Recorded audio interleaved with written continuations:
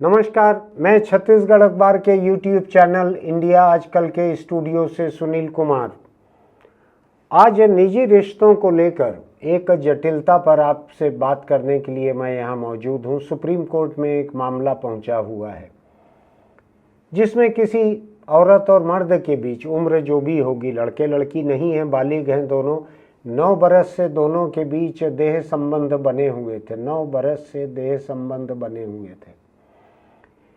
इसके बाद जब रिश्ते खराब हुए, 9 बरस के बाद, हो सकता है शादी का वायदा कहा जा रहा हो और शादी न की हो मर्द ने, जो भी वजह रही हो, उसके बाद महिला ने जाकर रिपोर्ट लिखाई बलात्कार की कि मेरे साथ बलात्कार किया। सुप्रीम कोर्ट के 2 जजों की बेंच है।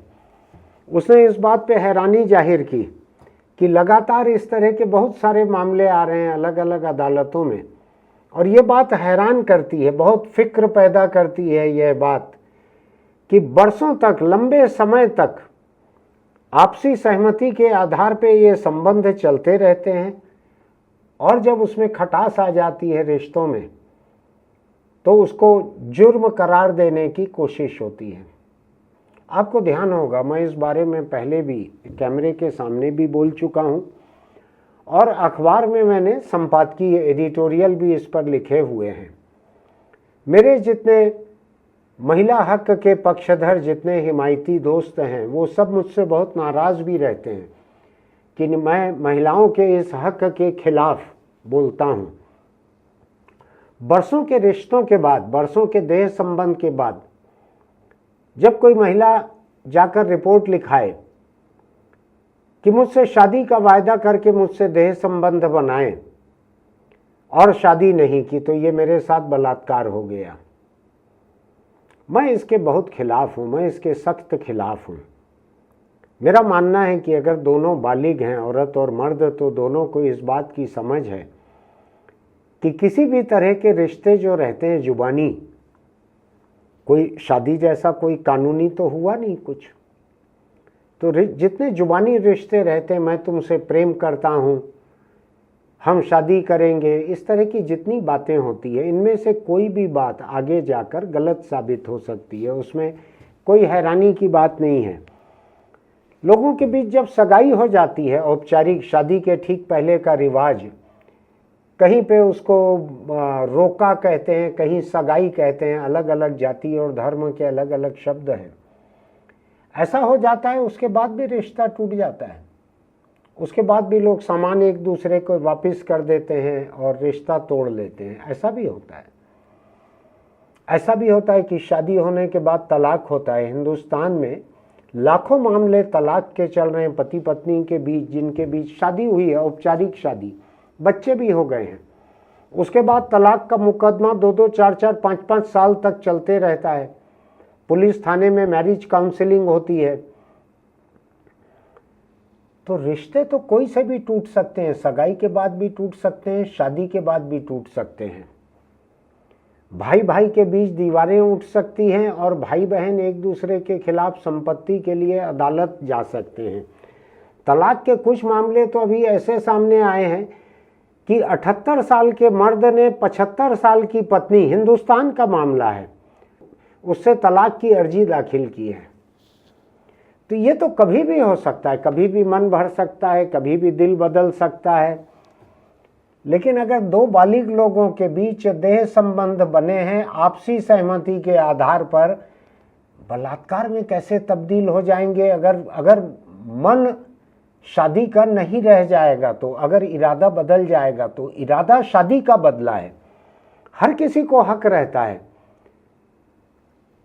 मुझको अगर किसी एक जगह से नौकरी का एक प्रस्ताव मिला हुआ है, मैं हाँ कह के आता हूँ, शाम तक, रात तक, कल तक मैं जाके मना करता हूँ कि नहीं, मुझको नहीं जम रहा है, तो क्या मैंने कोई धोखा दे दिया है? जब तक कोई कानूनी एग्रीमेंट न हुआ हो। तो ये समझने की ज़रूरत है कि बालिग लड़का हो या लड़की हो, जब वो अपनी मर्जी से, अपनी सहमति से देह संबंध बनाते हैं, तो बरसों के ये केस जो है सुप्रीम कोर्ट जिस पे बोल रहा है, ये 9 साल पुराना केस है। 9 साल चला हुआ देह संबंध है।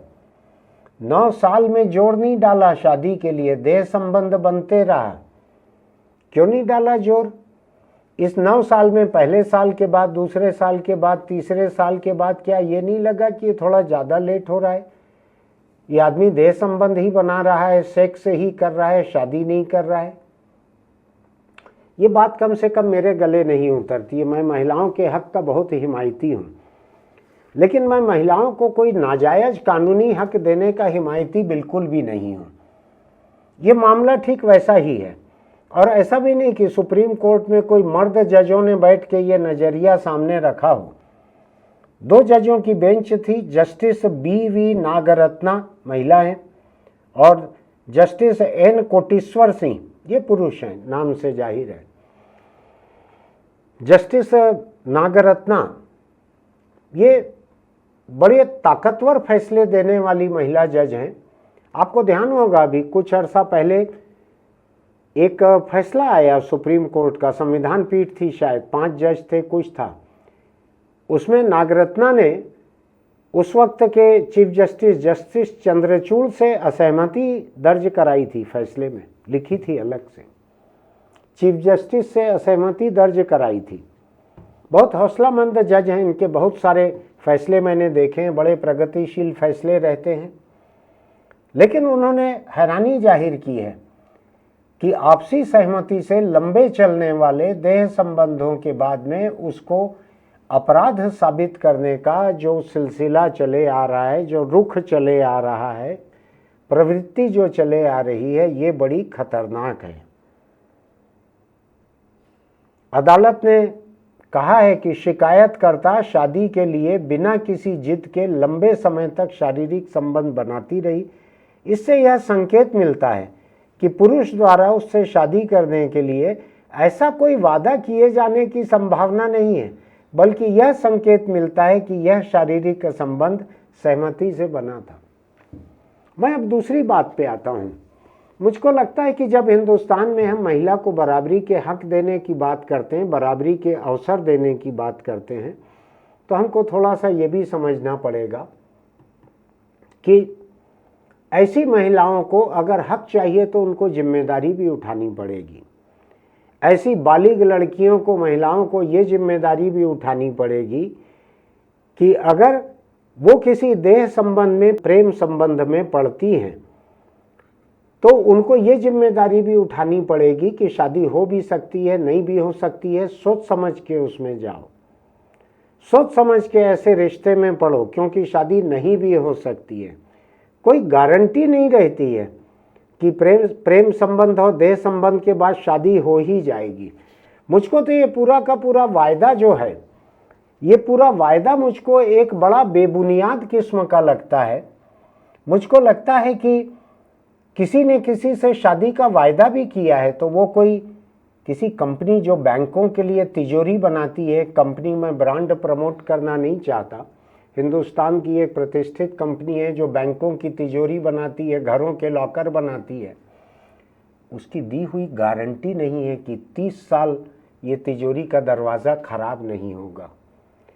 ये तो मानव प्रकृति है, ये तो कभी भी बदल सकती है। कभी भी लोग एक दूसरे से थक सकते हैं, कभी भी एक दूसरे की कोई बात नापसंद हो सकती है। मुझको याद नहीं पड़ रहा है, लेकिन 2-3 दिन के भीतर ही मैंने, पिछले 2-3 दिनों में मैंने या तो कहीं लिखा है या किसी से बातचीत में मैंने इस बात की चर्चा की है कि जब 2 लोग रहते हैं, उनके बीच के जो रिश्ते रहते हैं वो कभी भी स्थिर नहीं रहते हैं, वो गतिशील और चलायमान रहते हैं। दोनों ही व्यक्ति अपने आप में स्थिर नहीं रहते, उनका दिल दिमाग बदलते रहता है, उनके आसपास के हालात बदलते रहते हैं, वो रोज़ नए लोगों से मिलते रहते हैं। इन तमाम चीज़ों से उनके आपस के रिश्ते भी प्रभावित हो सकते हैं। आज मैंने किसी से कहा कि मैं तुमसे शादी करना चाहता हूँ, हो सकता है कि 6 महीने 8 महीने बाद मुझको कोई और ऐसा मिले जो मुझको ज़्यादा अच्छा लगे। तो किसी भी बालिग को ऐसे किसी वायदे पे भरोसा करने के बजाय तौल लेना चाहिए कि ठीक है, पहले शादी हो जाए फिर सेक्स होगा। शादी का वायदा करके सेक्स और उसको फिर बलात्कार में तब्दील कर देना, अपराधीकरण कर देना उसका, मुझको लगता है ये महिला होने का कुछ ज़्यादा फायदा उठाना है। ऐसा नहीं होना चाहिए। अगर भारत में महिलाओं को बराबरी का दर्जा पाना है, बराबरी की संभावनाएं, अधिकार पाने हैं, बराबरी की नौकरी और तनख्वाह पानी है। आज ही मैं पढ़ रहा था कि फौज में वो बराबरी की ड्यूटी, बराबरी के मौक़ों का दावा करती हैं और फौज में किस तरह से पुरुष साबित करने की कोशिश कर रहे हैं कि महिलाएं कई तरह के फौजी जिम्मेदारियों के लिए उतनी काबिल नहीं है मर्द की तरह। तो जब महिलाएं हर जगह बराबरी का दावा कर रही हैं, मुझको लगता है जिम्मेदारी पर भी बराबरी का दावा करना चाहिए। किसी नाबालिग के साथ सेक्स तो समझ में आता है कि सीधे सीधे जुर्म है। बालिग के साथ भी जबरिया सेक्स समझ में आता है कि अगर बलपूर्वक किया गया है, अगर धमकी दे के किया गया है, एक वीडियो बनाकर धमकाया गया है, पिस्तौल की नोक पर किया गया है, तो समझ में आता है। लेकिन मुझको ये बिल्कुल समझ नहीं आ रहा है कि 9 बरस के देह संबंधों के बाद कोई महिला अगर ये कहे कि इसने शादी का वायदा करके मुझसे सेक्स किया और शादी नहीं की, तो मैडम 9 बरस तक आप किस बात का इंतजार कर रही थी? महीना 2 महीना में समझ में आता है कि शादी कर ले। और आप मान के चलिए, मैं हिंदुस्तान की, दुनिया की हर महिला से ये कहना चाहता हूँ कि न केवल मर्द की नीयत बदलती है, न केवल मर्द का इरादा बदलता है, महिला का भी इरादा बदलता है। बहुत सी महिलाएं मना कर देती हैं।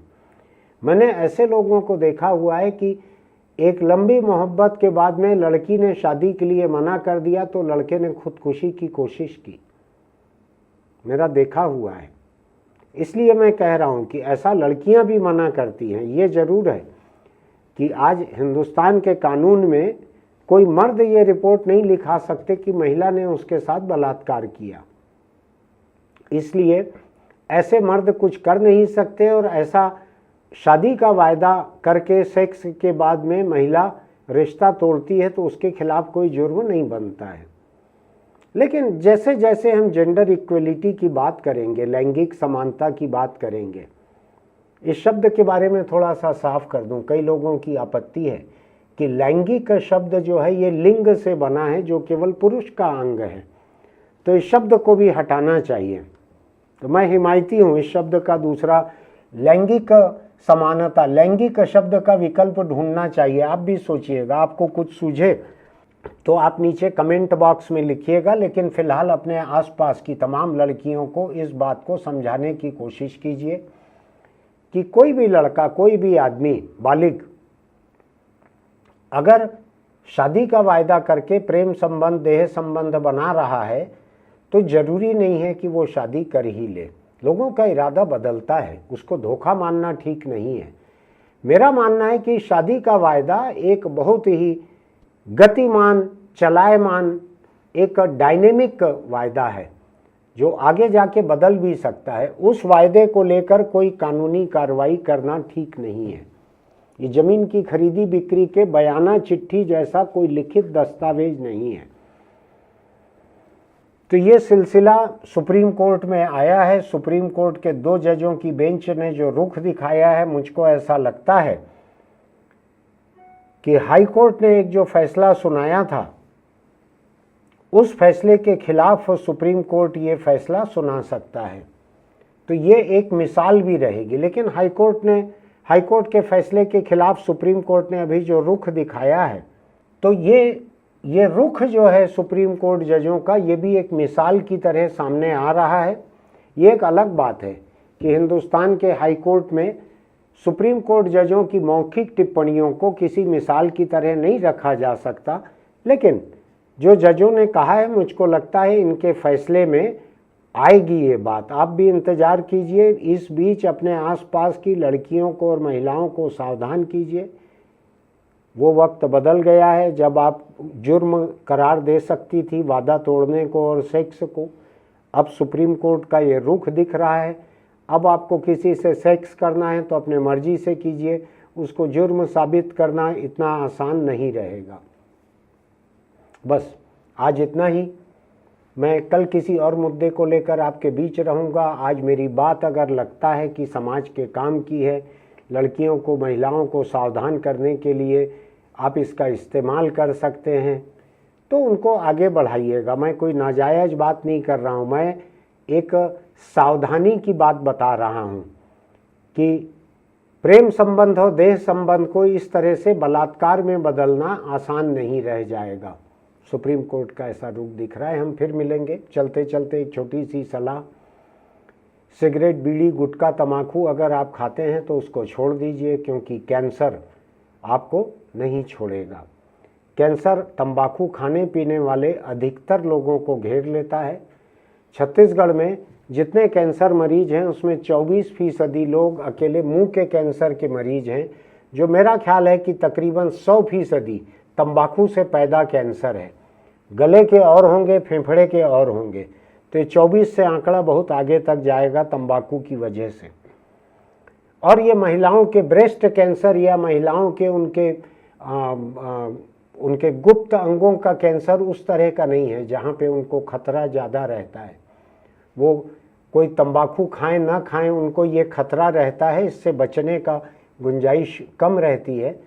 लेकिन तंबाकू वाले कैंसर से बचने की पूरी गुंजाइश रहती है। तो ध्यान रखिएगा। आपको अगर हमारा ये वीडियो अच्छा लगता है तो हमारे यूट्यूब चैनल इंडिया आजकल को सब्सक्राइब कीजिएगा, नोटिफिकेशन की बटन दबाइएगा, लाइक कीजिएगा, टिप्पणी कीजिएगा। इसको आपके आसपास जो भी बालिग या बालिग होने के आसपास की लड़कियां हों, लड़के हों, उनके बीच इसको शेयर कीजिएगा। हो सकता है वो किसी कानूनी परेशानी से, सामाजिक प्रताड़ना से बच जाएं। फिर मिलेंगे।